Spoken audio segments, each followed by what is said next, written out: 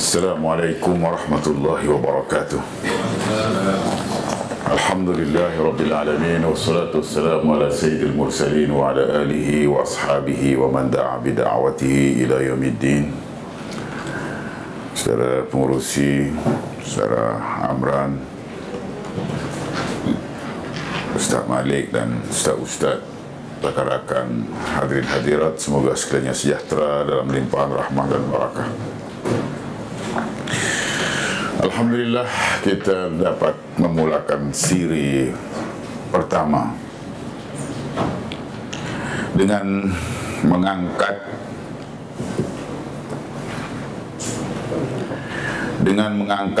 tema mengenai insan. Apa perlunya kita mengangkat tema insan? Apakah ada masalah dari segi mengenal insan? Barangkali memang ada masalahnya. Sejak entah berapa dekad, ya, orang sudah bicara isu dehumanisasi, isu penghakisan ciri-ciri kemanusiaan, sehingga yang namanya manusia itu sebenarnya sudah terhakis.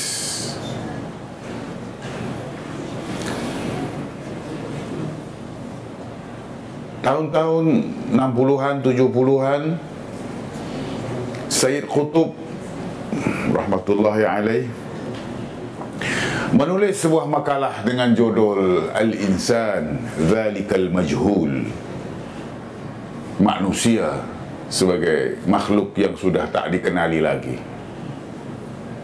yang rupa-rupanya adalah terjemahan dari sebuah esei, sebuah tulisan yang dihasilkan oleh Alexis Carrel, seorang pemenang hadiah Nobel, yang berjudul Man the Unknown. Man the Unknown artinya manusia yang sudah tak dikenali. Jadi rupa-rupanya, ya, yang namanya manusia, ya, itu sejenis makhluk yang hampir-hampir jadi makhluk asing.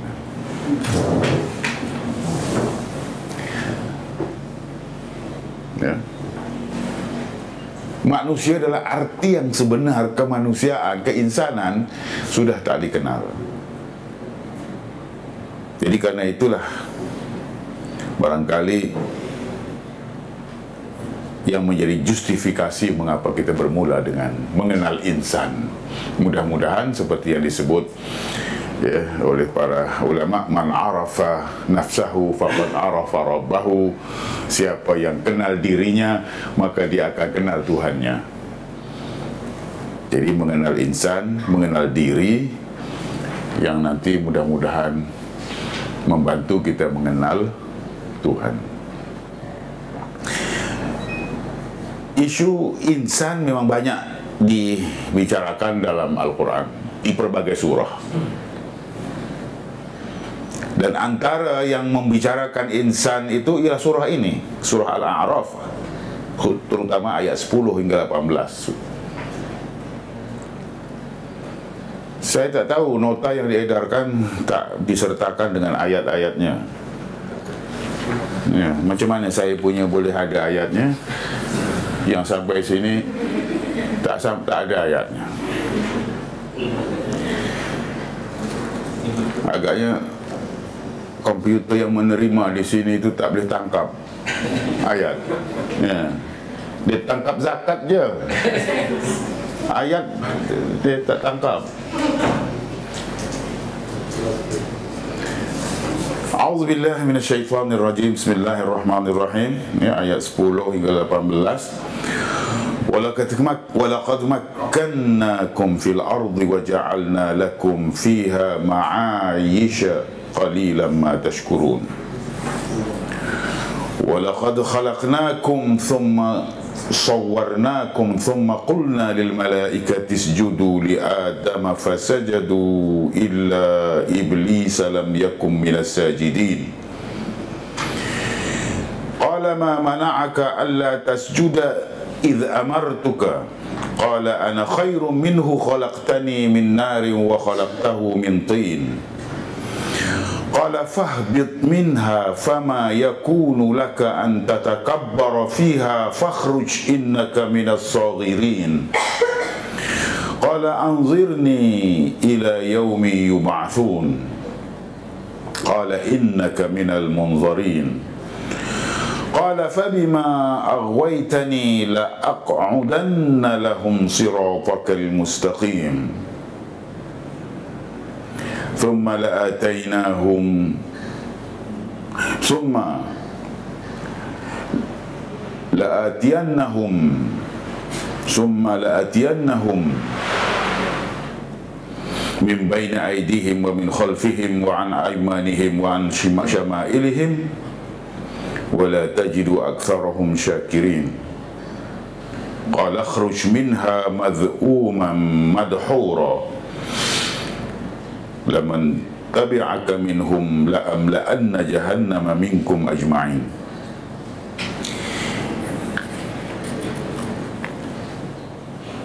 Dari ayat 10 sampai ayat 18, sekurang-kurangnya Tuhan menyebut ada 3 makhluk yang berbeda-beda di sini. Insan, malaikat, iblis. Ya. Pada ayat 10 Tuhan menyebut tentang bumi sebagai penempatan manusia. Kita jelaskan ayat 10 itu bahwa Allah Subhanahu wa Ta'ala adalah pencipta manusia dan sekaligus pencipta bumi. Yang mencipta bumi Allah, yang mencipta manusia juga Allah. Jadi antara bumi dan manusia memang wujud keserasian, keharmonian yang memang direncanakan oleh Tuhan yang Maha Pencipta. Di antara manusia dengan bumi memang ada kesesuaian. Sejak mula bumi telah digubah dan dipersiapkan untuk dihuni oleh makhluk manusia dengan segala keperluannya dan juga misinya. Justru bumi bukan tempat pengusiran manusia. Ya. Saya sengaja menggarisbawahi isu bumi bukan tempat pengusiran manusia karena memang ada tafsiran di sana sini. Konon manusia ini sampai di bumi sebagai makhluk terusir dari surga. Jadi kalau begitu bumi ini tempat pengusiran, tempat buangan. Tapi ayat ini jelas-jelas menunjukkan bahwa bumi memang disiapkan untuk manusia, bukan tempat buangan. Kalau tempat buangan kan tempat yang tak sesuai untuk kita tinggal. Jadi kita memang ditempatkan oleh Tuhan di bumi. Kita dari surga turun ke bumi bukan dibuang. Yang dibuang dari surga itu iblis, bukan manusia. Jadi macam mana kita boleh sampai di sini? Dulu kita di surga. Kan dari awal-awal lagi Tuhan sudah mengatakan inni ja'ilun fil ardi khalifah. Sesungguhnya aku menciptakan khalifah di mana? Fil ardi, di bumi. Jadi sama ada peristiwa surga yang membabitkan pokok buah khuldi, ya, Adam Hawa itu terjadi atau tak terjadi, manusia tetap akan dihantar ke bumi tempat dia bertugas. Ya. Sebab memang perencanaan awalnya manusia memang di bumi. Inni ja'ilun fil ardi, bukan inni ja'ilun fil jannati. Jadi bumi bukan tempat pengusiran atau tempat pembuangan manusia. Ya.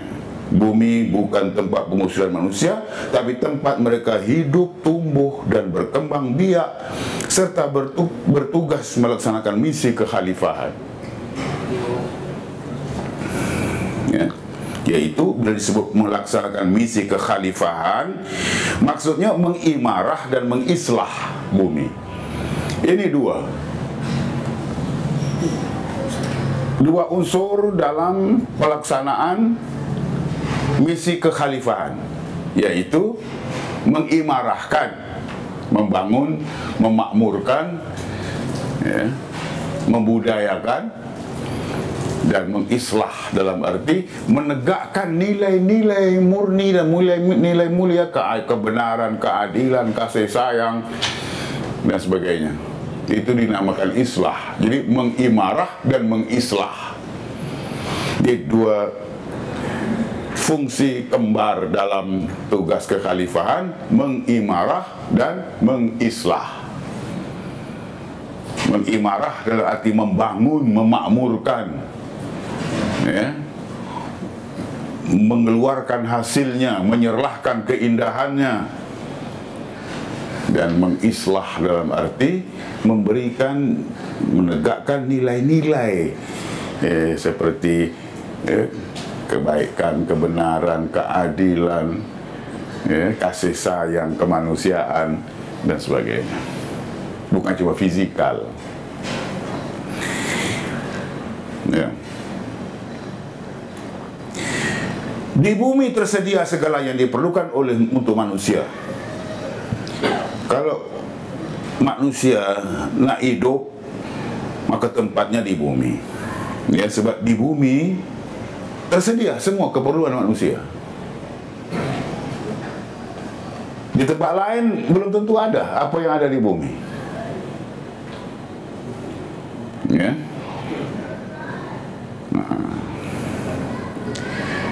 Di bumi tersedia segala yang diperlukan untuk manusia.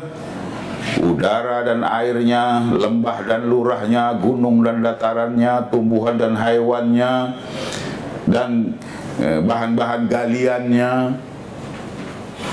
ya, semuanya, ya, disediakan untuk manusia. Bagi manusia yang menetap di bumi, semuanya disediakan. Ya. Ya, memang makhluk lain juga selesa di bumi, ya. Kambing juga sesuai, tapi kambing kan tak memanfaatkan semua yang di bumi, ya. Kambing cuma memanfaatkan rumputnya, itu aja. Bahan-bahan galiannya, ya, emasnya, permatanya, mana dia manfaatkan? Ikannya, tak, dia nak rumput aja. Tapi yang memanfaatkan semua ini insan, ya. Ya. Ya. Bukan saja yang tumbuh di bumi, tapi yang tersimpan di perut bumi juga digali oleh manusia untuk kehidupannya, ya. Ya.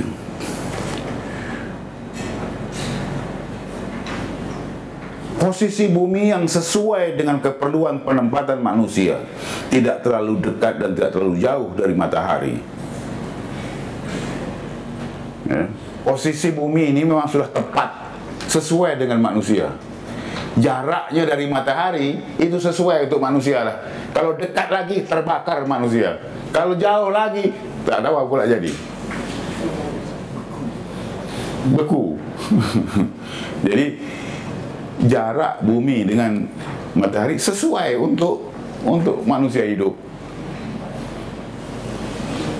ya. Demikian juga kadar kecepatan peredarannya yang tidak terlalu cepat dan tidak terlalu lambat. Kan bumi ini beredar di sekitar matahari. Jadi peredaran bumi ini juga sesuai dengan manusia, tidak terlalu cepat. Kalau terlalu cepat dia punya itu, tak tahu kita jadi macam mana, ya?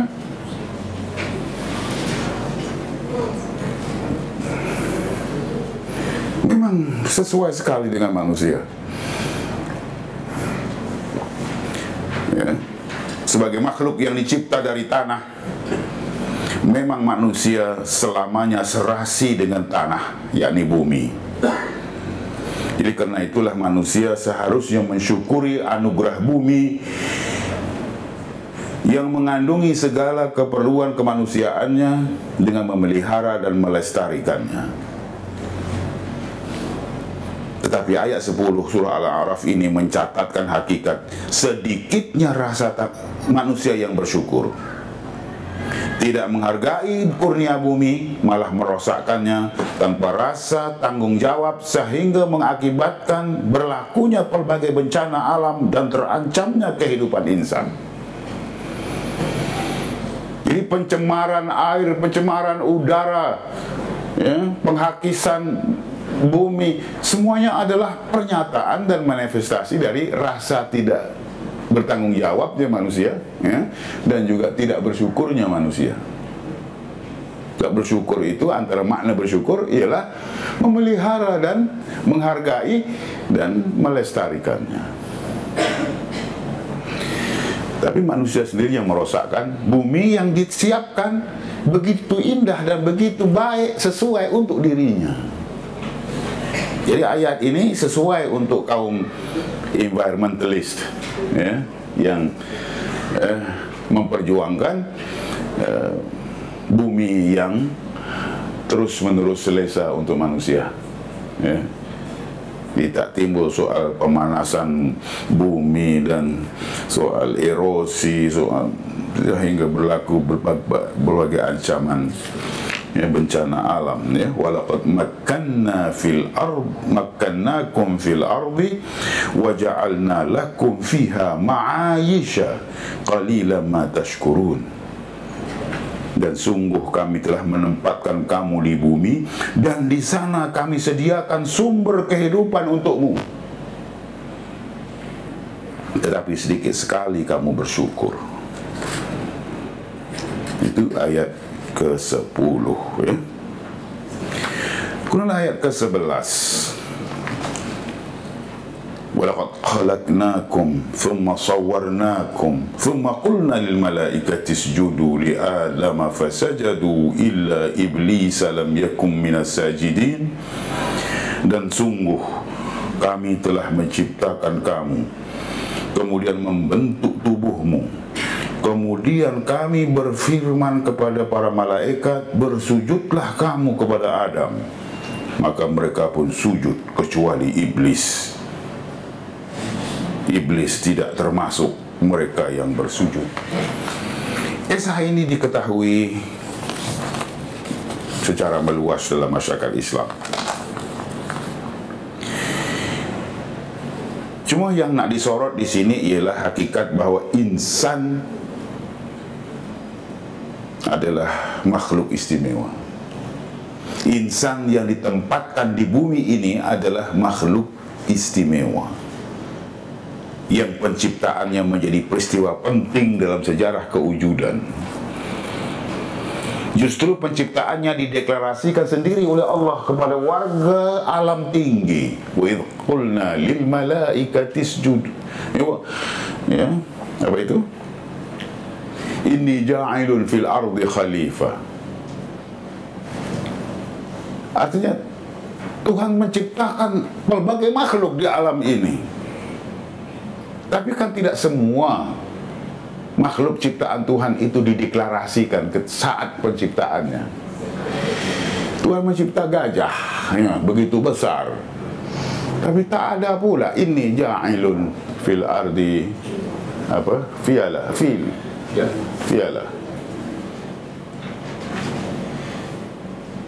Tuhan menciptakan buaya, tak ada pula ayat ini ja'ilun fil ardi tamasih.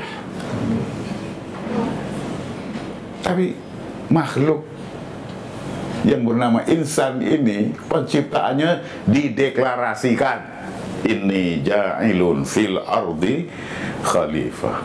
Itu pentingnya manusia ini, ya, sesuatu yang dideklarasikan oleh orang besar, tentu proyek besar, kan? Hanya proyek besar saja yang dideklarasikan oleh orang besar. Proyek kecil-kecil orang besar tak declare, tak resmikan. Buat malu je panggil menteri besar untuk buat. Alah, resmi benda kecil je. Ya.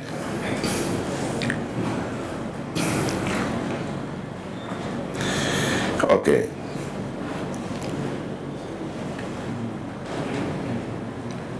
Ayat 11 surah ini menyebut bahawa makhluk ini tidak cuma diciptakan, tapi juga diberi bentuk tertentu dan diberikan ciri-ciri khas keinsanan, sebagaimana yang diisyaratkan dalam ungkapan thumma sawwarnakum, kemudian kami membentukmu. Jadi artinya dalam ayat ini Tuhan tidak cuma menyebut walaqad khalaqnakum, ya. Tuhan tidak cuma mencipta, sudah dicipta, diberi bentuk, ya. Jadi tidak cuma dicipta, tapi selain dicipta, diberi bentuk keinsanan, jati diri keinsanan, sifat-sifat khusus keinsanan, ya.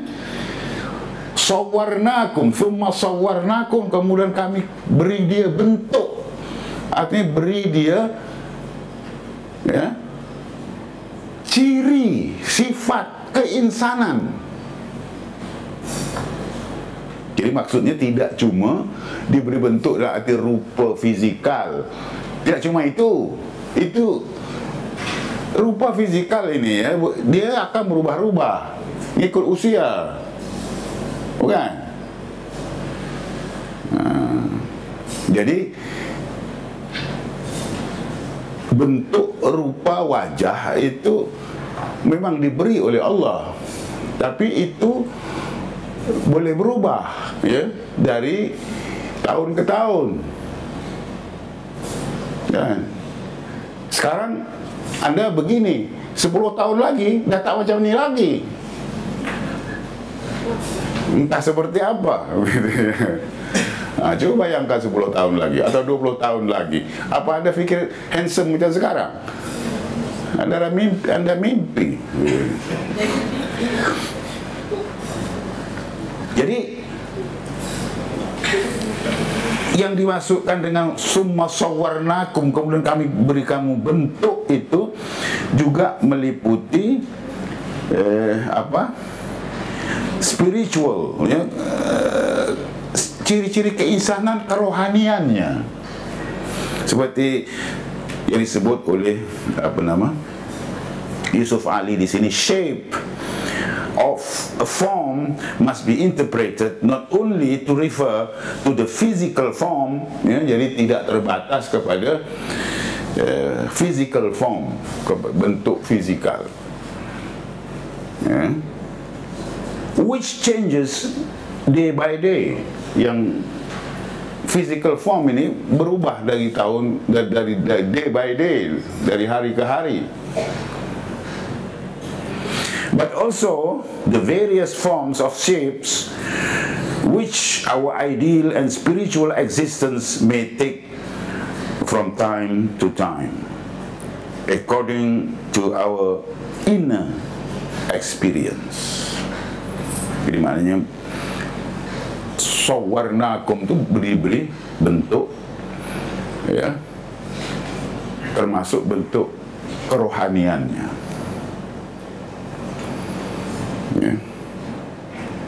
Jadi bentuk kerohanian itu seperti apa, ya?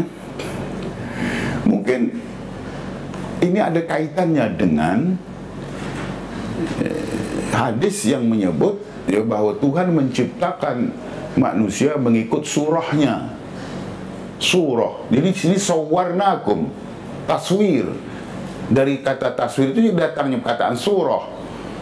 Apabila disebut bahawa Tuhan mencipta Adam, khalaqa Adama ala suratih, ya, Tuhan mencipta Adam mengikut surahnya, mengikut image-nya. Ini apa maknanya ni?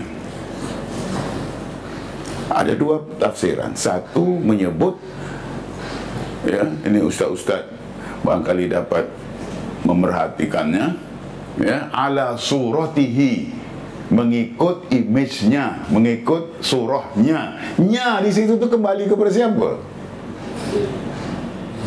Nah, ada yang mengatakan nya di situ kembali kepada surah Adam, suratihi, hi itu Adam. Jadi maknanya Adam diciptakan Allah mengikut image bentuk si Adam yang sudah ditentukan. Bentuk Adam itu seperti ini. Nah, seperti itulah.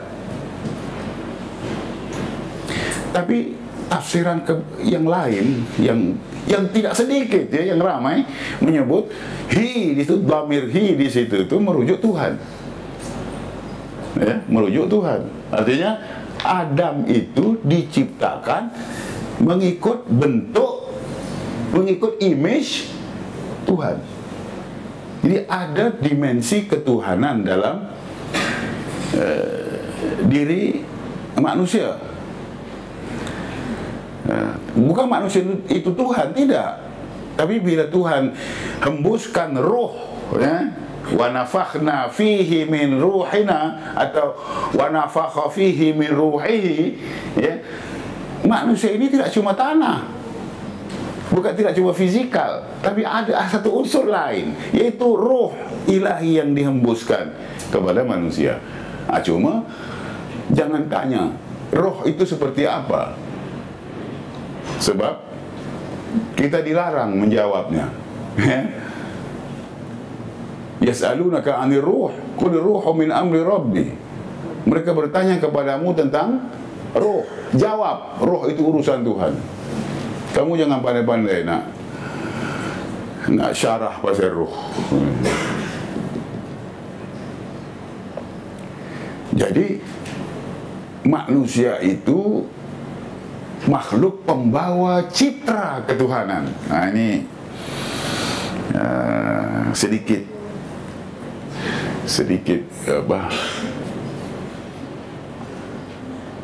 abstrak sedikit perbincangannya itu. Ya, cuma sampai bila kita tidak maju untuk membicarakan sesuatu yang selama ini kita tidak bicarakan, kan? Jadi apa tafsiran ulama tentang manusia yang diciptakan mengikut image, mengikut surah Tuhan? Para ulama menafsirkan ini seperti yang dilakukan oleh Qadi Abu Bakar Ibn al-Arabi, Abdul Karim Al-Jili, Imam Ghazali, semuanya membicarakan soal ini, ya, yaitu kalau Abdul Karim Al-Jili, ya, dia menyebut bahwa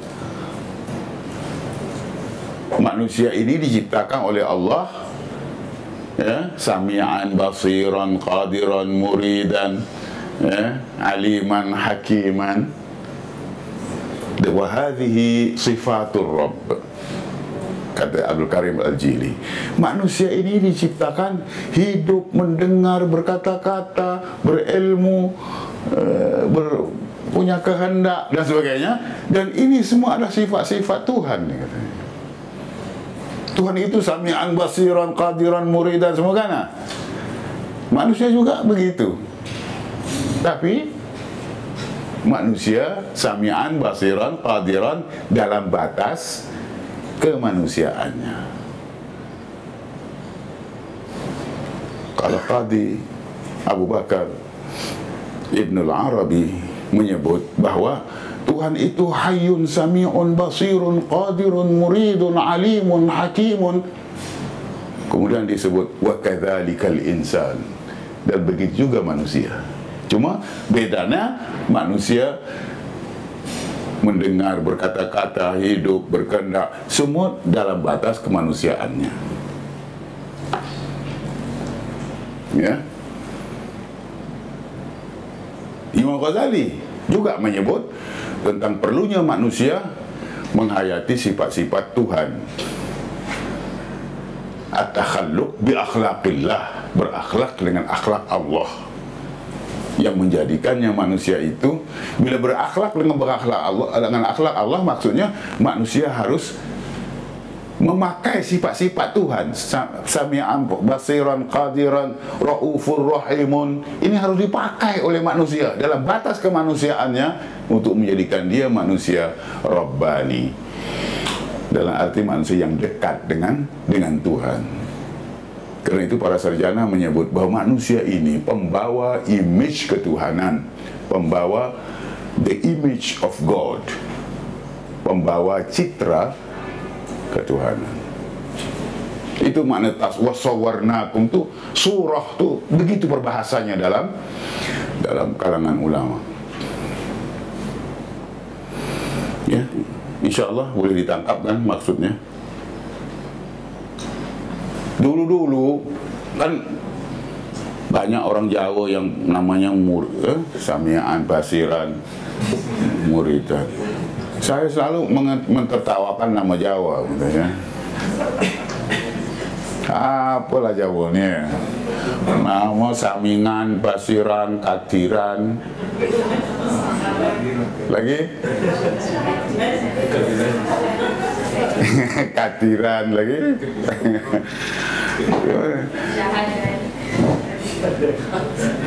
Ini apa nama Jawa ni macam ini gitu. Kan nama Tuhan tu semua. Rupanya Jawa ni paham konsep ini.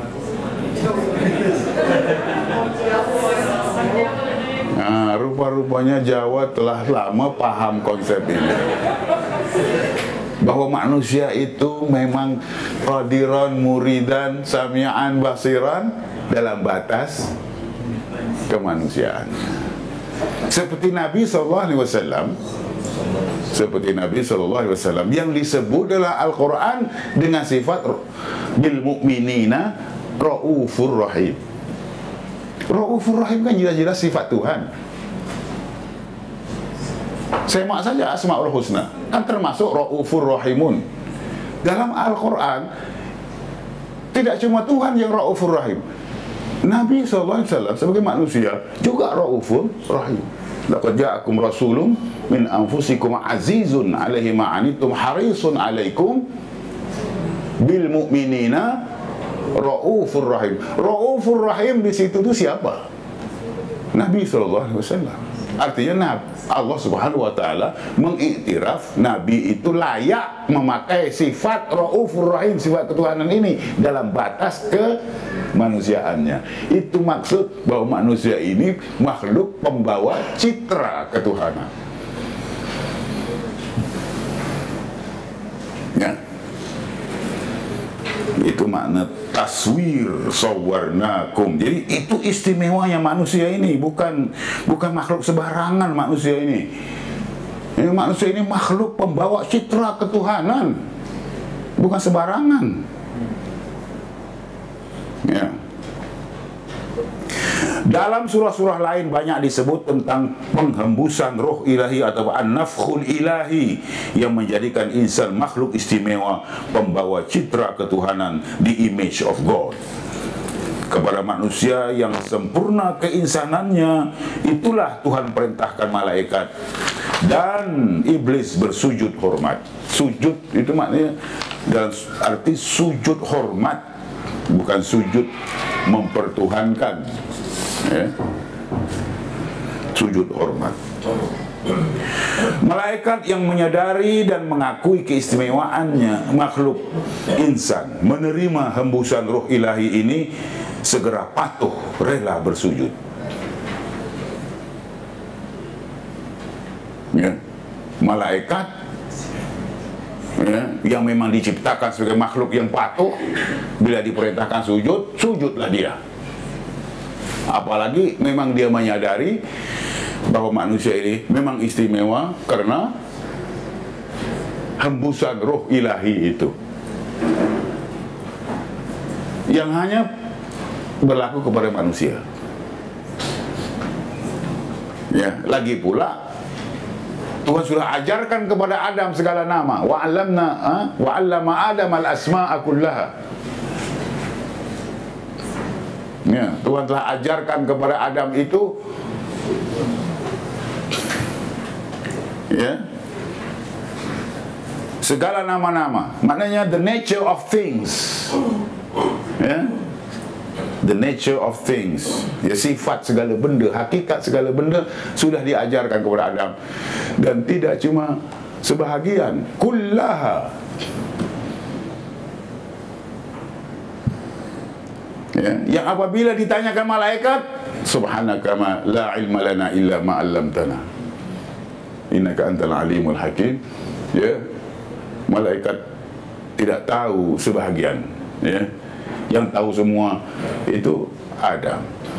Jadi menyadari kelebihan-kelebihan ini, maka malaikat sebagai makhluk yang memang diciptakan sebagai makhluk setia dan patuh, dia patuh. Nah, iblis lain. Iblis bukan dari kalangan malaikat, cuma dalam perintah sujud itu dia disekalikan dengan para malaikat. Dia bukan dari jenis malaikat.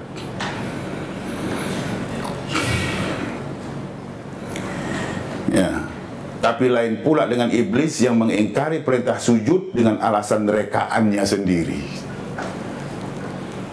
Ya, iblis tak mau sujud. Di sini, ya, disebut bahwa yang menyebabkan iblis tak mau sujud kepada Adam itu, ya, adalah, ya, sifat-sifat arrogance, jealousy, and rebellion. Itulah tiga sifat-sifat iblis yang menyebabkan dia enggan sujud kepada Adam. Arrogance, sombong. Ana khairun minhu. Ini dalam, ya, dalam ayat 13 itu. Qala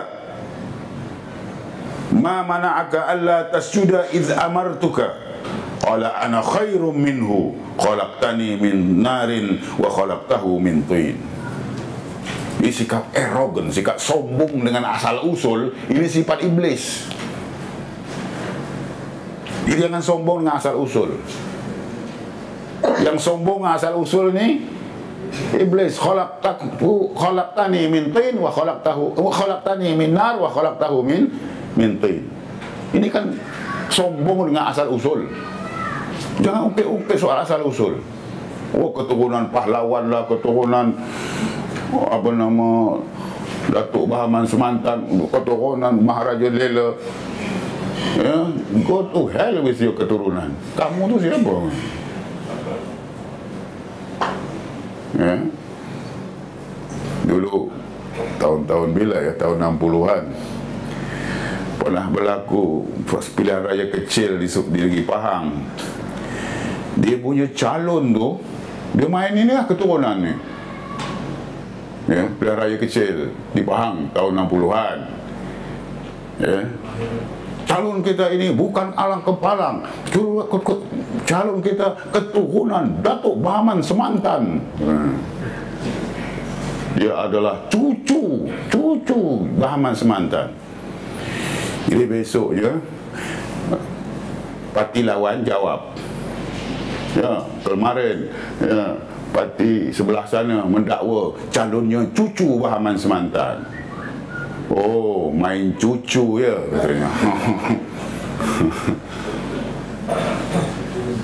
Dia jawablah. Mereka fikir calon kita ini tak punya keturunan. Calon sebelah parti kita ini juga, ya, adalah cucu seorang nabi. Oh, terperanjat orang. Nabi mana pula di Pahang? Maksud dia cucu Nabi Adam alaihissalam. Jangan main keturunan. Jadi arrogant, satu, sombong. Jealousy, apa? Iri hati. Iri hati, ya. Orang Melayu kata apa? Dengki lah, dongki. Dongki. Orang Negeri Sembilan kata dongki. Kan dulu ketika saya datang ke sini dulu, saya dah cerita soal dongki ni. Orang Negeri Sembilan, Tok Guru Negeri Sembilan mengajar di surau, ya, jangan berdongki katanya. Jadi antara yang hadir itu seorang yang suka main polo ni, main polo pakai kuda ni. Oh, berdongki tak boleh. Mujuh dan berkuda.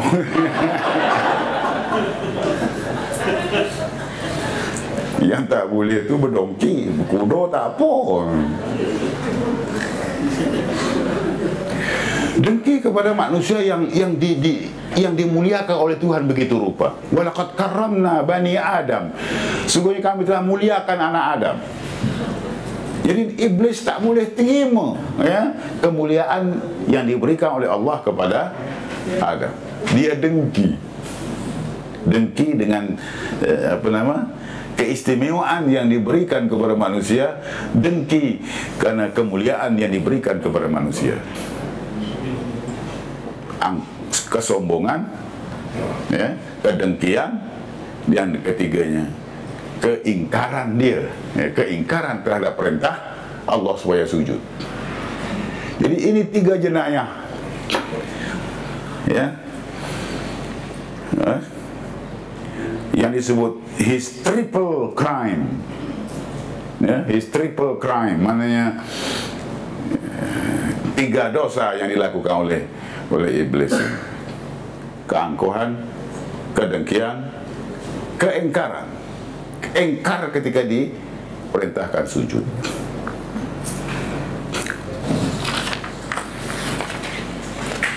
Oke. Jadi dia enggan sujud dengan alasan rekaannya sendiri. Direka sendiri alasannya itu untuk menjustifikasikan keingkarannya sujud kepada Adam. Keengganan iblis untuk bersujud kepada Adam alaihissalam semata-mata karena kesombongan, berasa dirinya lebih baik dan lebih mulia atas dasar asal-usul. Alasannya untuk berasa lebih baik, ana khairun minhu, hanya asumsi bahwa yang diciptakan dari api lebih baik daripada yang diciptakan dari tanah. Ini hujah ini dasarnya apa? Yang dikata api lebih mulia dari tanah. Ini asasnya apa? Argumen ini. Bagaimana kamu memutuskan bahawa api itu lebih mulia dari tanah? Apa dasarnya? Tak ada.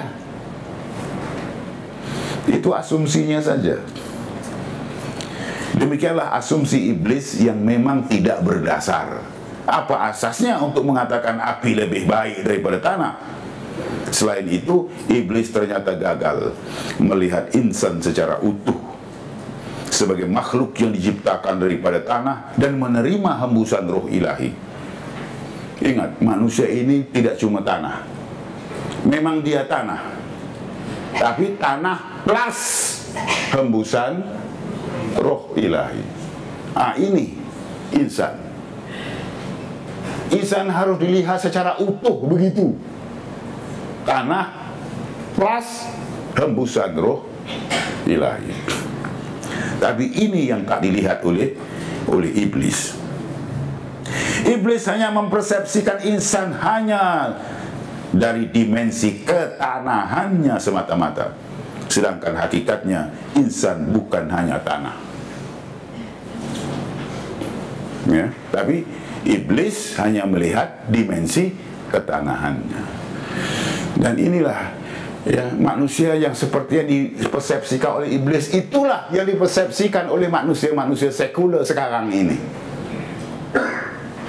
Ya, dalam sains modern misalnya, man in the modern science tak dilihat lagi sebagai manusia, insan yang utuh termasuk hembusan roh ilahinya itu. Karena itu seorang ahli falsafah sains, Syed Hussein Nasr, menyebut bahwa dalam pandangan sains modern, manusia ini adalah sejenis makhluk yang disebutnya sebagai an earthly bound man. Apa maksud an earthly bound man? Manusia yang sudah terikat dan tertambat ke tanah. An earthly bound man, yang sudah kehilangan dimensi kerohaniannya, kehilangan an-nafkhul ilahinya. Karena itu kita perlu melihat semula insan itu dalam bentuknya yang utuh dan hakiki. Keingkaran iblis membawa pada penyingkirannya dari surga. Jadi yang tersingkir dari surga itu sebenarnya iblis. Ayat 13 memberikan justifikasi pengusuran iblis bahwa surga bukan tempat menyombongkan diri dan bukan tempat mengingkari perintah.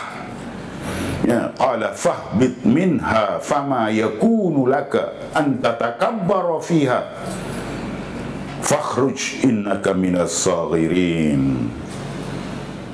Ya, ayat 13 memberikan justifikasi pengusiran iblis bahwa surga bukan tempat menyombongkan diri dan bukan tempat mengingkari perintah. Dengan kesombongannya itu iblis hilang kelayakan menjadi penghuni surga. Tuhan telah memberikan balasan secara tunai, maksudnya serta merta. Then and there. Ya, Tuhan telah memberikan balasan serta merta kepada kesombongan iblis dengan menghina dan mengelaknatnya. Memang balasan yang selayaknya untuk kesombongan adalah penghinaan. Jadi dari sini kita boleh belajar, jangan sombong. Ya, sebab sewaktu-waktu Tuhan boleh balas kesombongan itu dengan kehinaan. Siapa sombong akan dihina, akan terhina. Seperti yang berlaku kepada iblis. Ya.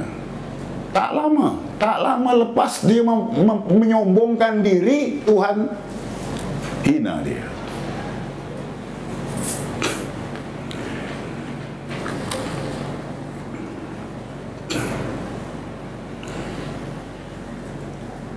Iblis sebenarnya bukan tidak tahu tentang Allah dan bukan tidak mengakui kemahakuasaan Allah. Iblis ini bukannya makhluk jahil tak kenal Allah. Dia kenal Allah, dia tahu Allah itu pencipta. Allah itu Tuhan. Allah itu maha berkuasa. Dia tahu itu. Namun ia tetap terkutuk karena mengingkari perintah Allah. Pengetahuan dan pengakuannya terhadap Allah tidak dapat menyelamatkannya dari laknat dan kutukan. Dari mana kita tahu bahwa iblis sebenarnya tahu bahwa Allah itu Tuhan yang maha berkuasa? Mana kita tahu bahwa iblis tahu bahwa Allah itu Tuhan yang maha berkuasa? Kita tahu karena ketika nak menggoda, nak merosakkan manusia, dia minta izin dulu dari Allah. Bukan? Apa arti minta izin kalau tidak mengakui kekuasaannya?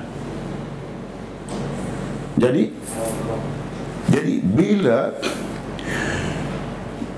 bila iblis mengatakan qala anzirni ila yaumi yub'atsun,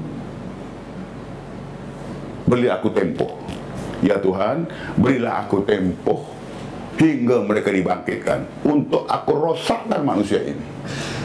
Dia minta kebenaran itu dari Tuhan. Kalau dia tak mengakui kekuasaan Allah, buat apa dia minta kebenaran? Dia minta kebenaran ini tentunya dengan kesadaran bahwa dia mengakui yang berkuasa ini Tuhan. Kalau tidak dengan izin Tuhan, tak mungkin dia dapat peluang merosakkan manusia sampai ke akhir zaman.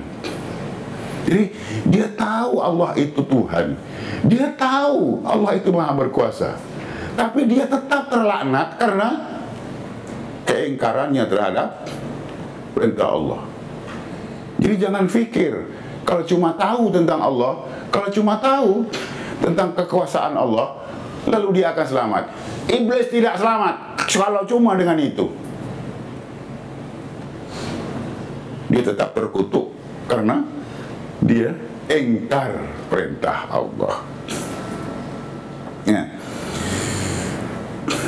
Justru pengetahuan dan pengakuan, jika tidak disertai kepatuhan, tidak akan membawa manfaat. Iblis tetap terusir dari rahmat Allah akibat keingkarannya terhadap perintah sujud kepada Adam. Hukuman laknat tersebut telah membangkitkan dendam iblis terhadap Adam dan keturunannya.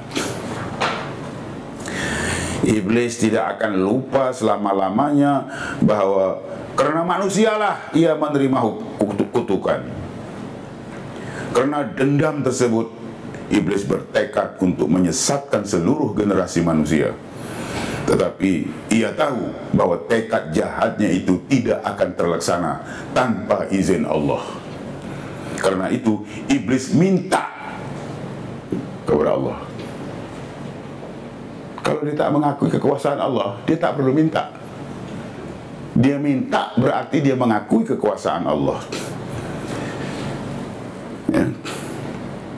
Dia minta kesempatan dari Allah untuk merosakkan manusia selama tempoh yang sepanjang-panjangnya, yaitu hingga ke hari kebangkitan, seperti ayat 14. Ada beberapa hal yang kita perlu renung di sini. Antaranya ialah bahwa permintaan iblis itu kan sudah ternyata makhluk jahat, makhluk ingkar. Dia minta sesuatu dari Allah dan Allah beri. Jadi kalau begitu jangan heran orang jahat-jahat tuh, apa dia minta Tuhan bagi. Sembahyang pun tidak. Tapi dia dapat. Yang kita tonggang-tonggik semayang ni tak dapat. Tak dapat. Dia semayang tidak dapat diminta. Heran apa? Iblis yang sejahat ini pun minta Tuhan bagi. Tapi setiap pemberian Tuhan itu punya arti sendiri-sendiri. Kepada orang jahat Tuhan bagi, lain artinya dengan pemberian Tuhan kepada orang soleh. Itu tak sama. Ya, kepada orang jahat diberi itu untuk dia, bagi dia rosak lagi. Ya, untuk dia bertambah rosak lagi. Ya, kepada orang yang soleh diberi supaya orang soleh ini ya mendapat manfaat dan kekuatan untuk dia menjadi lebih soleh lagi.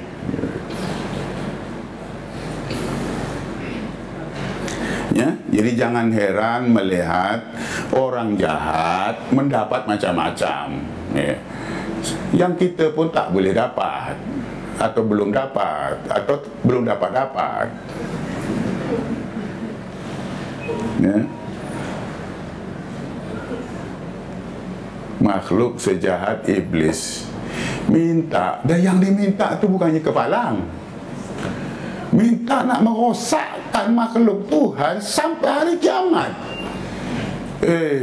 Iblis ni minta bukan alang kepalang. Dia tak minta 5 tahun, atau minta sepenggal lah kan, atau 2 penggal lah. Tak ada, dia minta ila yaumi yub'atsun, dan Tuhan bagi.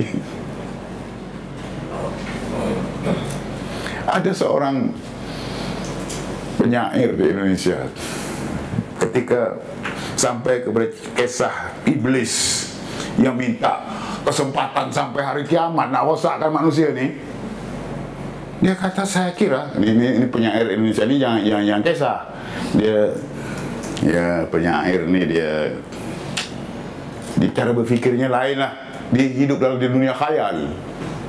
Penyair ni dia banyak hidup dalam dunia khayal, karena itu khayalannya saja gitu ya. Jangan serius dengan penyair. Saya kira, katanya, iblis sekarang ini senyum-senyum.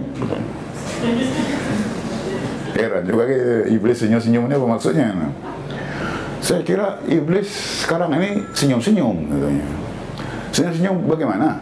Iya, dia senyum-senyum karena rupa-rupanya untuk merosakkan manusia ini tak perlu tunggu sampai kiamat. Sekarang sudah habis, rusak semua. Tak sampai kiamat. Jadi kelamaan dia minta sampai kiamat itu. Seharusnya dia minta ya sepenggal dua penggal jadi.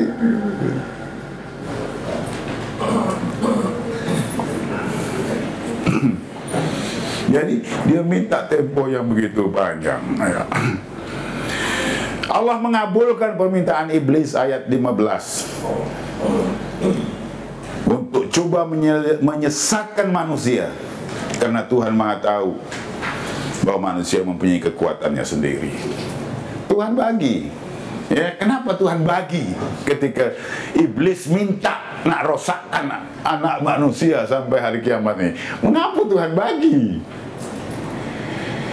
Tuhan bagi karena Tuhan tahu bahwa manusia ini punya kekuatannya sendiri. Ya, dengan adanya iblis datang menggoda kita, kita pun jadi kuat karena nak lawan. Orang jadi kuat bila dia melawan. Kalau dia tak dicabar, tak diajak lawan, dia rileks lah. Dia rileks, dia lemah. Karena itu, ya, Amerika sekarang ini sedang cari lawan nih, yang seimbang dengan dia. Sebab tanpa ada tandingan, Amerika pun boleh lemah. Karena itu dia acahnya orang sana sini.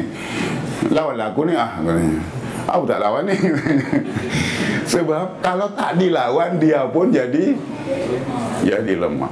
Kalau iblis tidak ada di bumi ini mengganggu dan merosakkan kita, mencabar kita, barangkali kita pun lemah. Yang kita jadi kuat sedikit sebanyak ini karena kita tahu ya, kita dikepung iblis dari depan, dari belakang, dari kanan, dari kiri, maka kita pun jadi kuat. Jadi Tuhan tahu manusia punya kekuatannya sendiri. Manusia boleh lawan, ya, walaupun Tuhan juga tahu bahwa sebagian manusia akan habis. Sebagian manusia akan habis dimangsakan oleh iblis. Tapi Tuhan juga tahu bahwa tidak semua. Dia masih akan ada manusia yang kuat, karena Tuhan telah bekali kekuatan kepada manusia. Ya. Tidak semua manusia akan tunduk kepada kemauan iblis. Sebagiannya akan tetap mengabdi kepada Allah. Ya. Para ibadur Rahman, para ibadullah, mereka tidak akan tergoda dengan syaitan, dengan iblis. Tuhan berkehendak agar manusia memilih sendiri jalan mana yang akan ditempuh. Pada diri manusia tersedia dua unsur, kebaikan dan keburukan. Selain itu, ia dibekali akal untuk membuat pertimbangan. Selain itu, ia diberi peringatan serta petunjuk agama. Maka nasib manusia akan ditentukan selaras dengan sunnatullah yang sedemikian itu. Ya. Dalam diri manusia itu memang ada unsur taqwaha, ya, wa fujuraha. Ada potensi kebaikan, ada potensi keburukan. Tidak cuma keburukan saja, potensi kebaikan juga ada. Selain itu, diberi akal pula. Selain itu, diberi petunjuk agama lagi. Jadi maksudnya, manusia punya kekuatan yang cukup untuk melawan iblis. Dari segi bekalan yang Tuhan berikan. Tapi kalau manusia tak memanfaatkan bekalan kekuatan yang Tuhan berikan, lalu dia tunduk kepada iblis, itu urusannya. Itu risiko yang dia harus ambil. Ya. Ayat 16 dan 17 merumuskan rencana yang ingin dilakukan oleh iblis, yaitu menyelewengkan manusia dari jalan lurus yang membawa kepada iman dan taat serta ridha ilahi. Ya.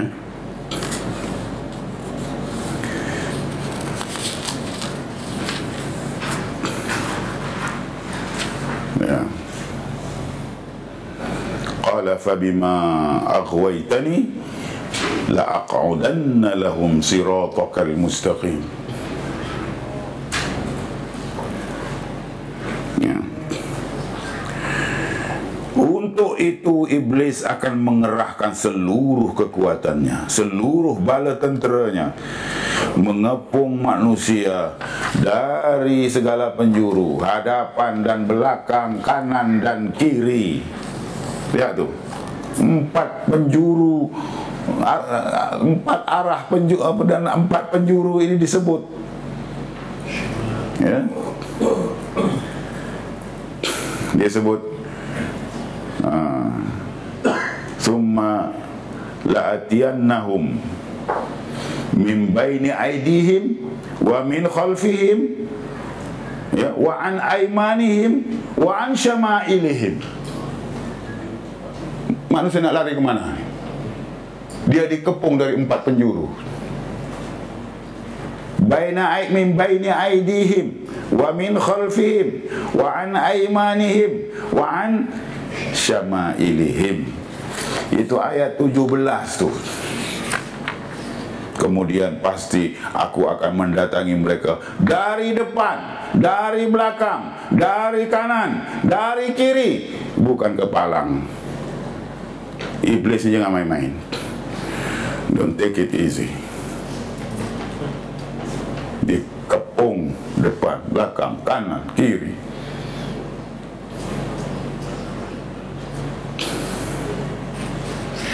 Ya. Mengeliru dan menyesatkan mereka sehingga tidak mengenal Allah dan tidak mensyukurinya.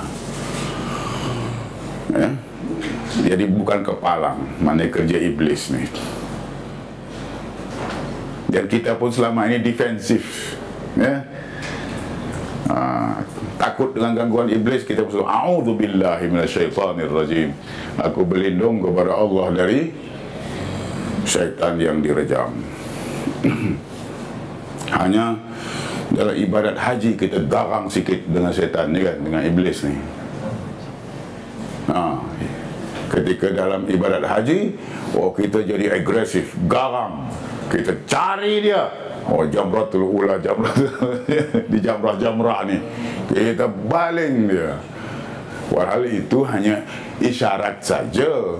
Ada orang bersungguh, dicari batu berketul-ketul, dia baling.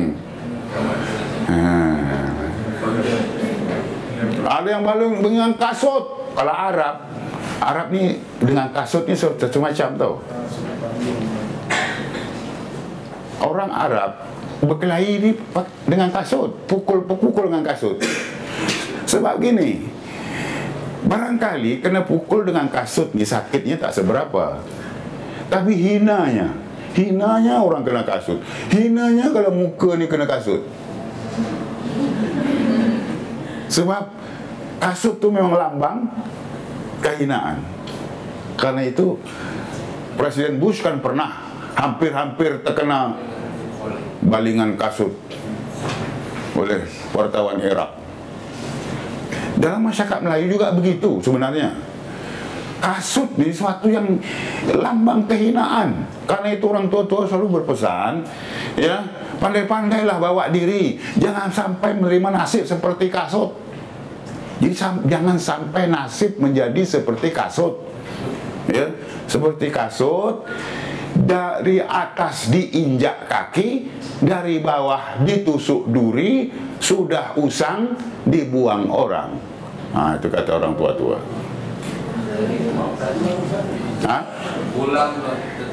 Pulang. Oh. Hadis tak apa nak dengar. Ada makna. No problem. Ya. Dari atas. Ya, seperti kasut, ya, dari atas diinjak kaki, dari bawah ditusuk duri, sudah usang dibuang orang. Itulah kasut. Dari atas diinjak kaki. Kalau yang menginjaknya itu cuma kaki orang seperti saya, masih nasib baik dia. Ya, kalau yang menginjaknya itu seperti siapa?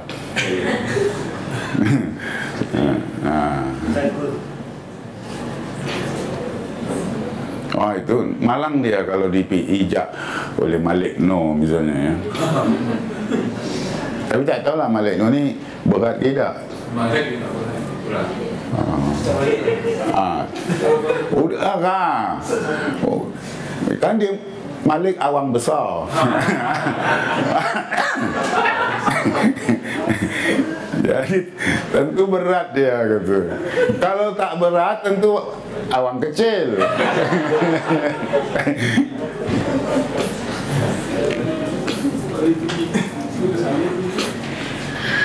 Dari bawah ditusuk duri.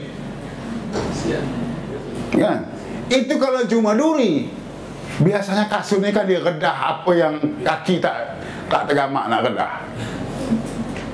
Dan tidak cuma duri, macam-macam lagi. Nasib dia lah. Dan bila sudah usang, dibuang orang. Orang tak cari kasut buruk. Ya, tak ada orang. Ya, orang keliling kampung ini ada lori masuk kampung. Surat khabar lama. Surat khabar lama masih dicari orang. Komputer lama. Kalau di tempat saya tu ada satu lori, macam itu bunyi dia tu. Surat khabar lama, komputer lama, ya. Bini lama.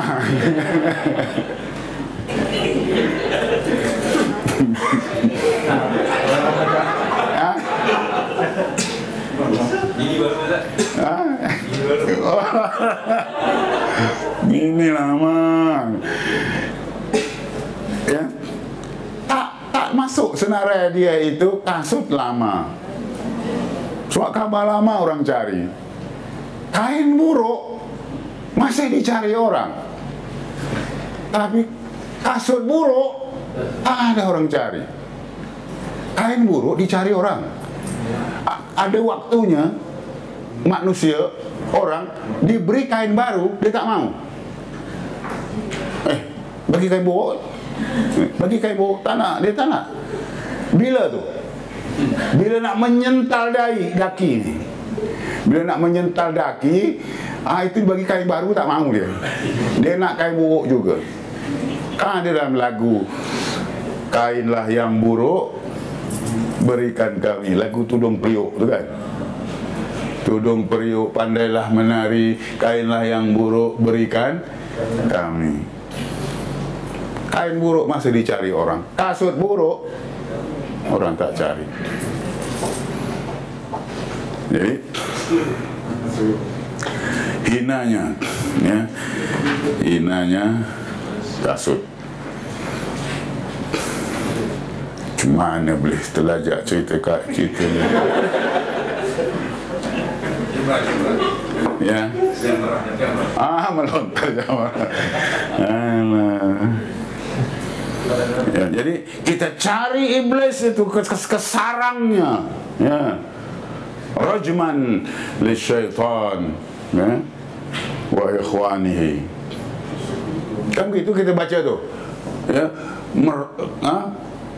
aku merejam setan dan saudara-saudaranya. Yang kita rejam tu bukan setan aja. Dia punya saudara mara, adik beradik dia, kaum kerabat dia. Jadi ada orang sensitif rupanya. Dalam jemaah haji itu ada yang sensitif. Dia kata, Ustaz, kalau setakat syaitan saya tak boleh ke? Yang saudara maranya ni tak payahlah sebut. Sebab dia rasa dia tu masuk saudara mara. Sensitif pula dia.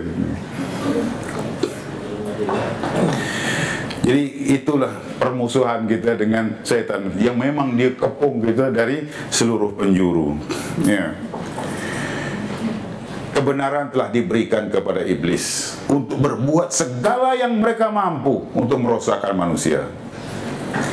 Tetapi ketetapan Tuhan tetap berlaku sebagaimana yang diungkapkan pada ayat 18. Iblis harus keluar dari surga dalam keadaan terhina dan terkutuk sebagai makhluk yang terusir dan tersingkir dari rahmat Allah. Laknat itu maknanya tersingkir dari rahmat Allah. Selain itu, iblis juga tidak akan terlepas dari hukuman, akan terhumban ke neraka jahanam bersama manusia yang mengikutnya.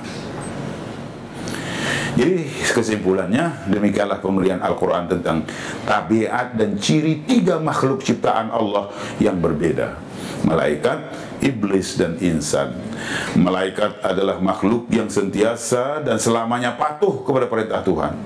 Iblis adalah makhluk yang ingkar dan menderakai Tuhan, sementara manusia adalah makhluk yang diberi pilihan, patuh atau ingkar, dan menanggung sendiri risiko pilihannya. Jadi manusia boleh jatuh sehina iblis, boleh naik semulia malaikat. Tergantung dia bagaimana dia membawa diri.